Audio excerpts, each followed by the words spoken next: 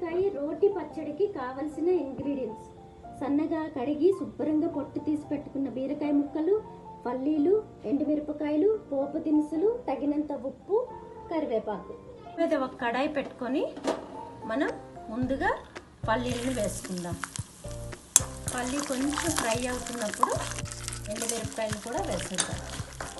ఎవరి కారం తగినట్టు వారు వేసుకోండి.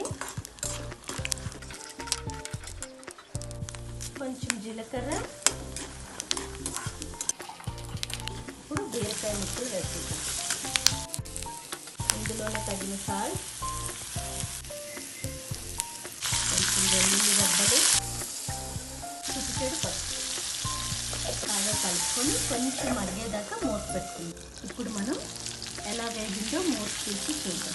చూడండి, చక్కగా బాగా ఫ్రై అయిపోయింది కదా. దీంట్లో ఒక హాఫ్ టీ స్పూన్ బెల్లాన్ని యాడ్ చేసుకోవచ్చు, షుగర్ని కూడా.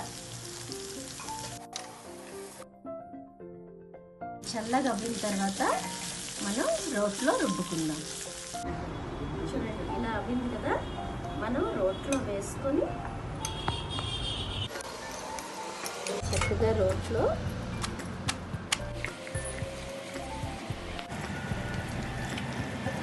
చూడండి, మన రోటి పచ్చడి తయారైపోతుంది.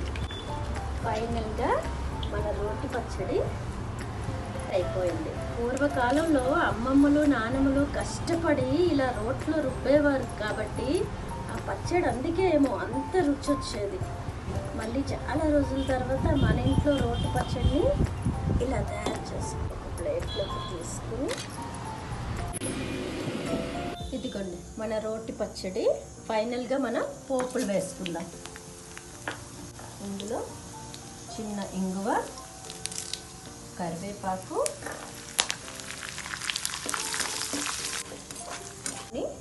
ఇందులో వేసుకుందాం.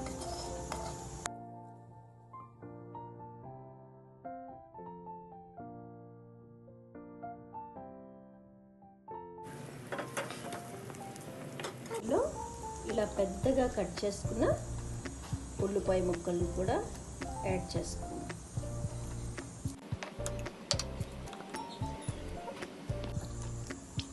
ఫైనల్గా మన రోటి పచ్చడి రెడీ అయిపోయింది. ఎలా ఉంది? మీకు కూడా నచ్చిందా? మనం దీన్ని ఇప్పుడు వేడి వేడి అన్నంలో సర్వ్ చేసుకొని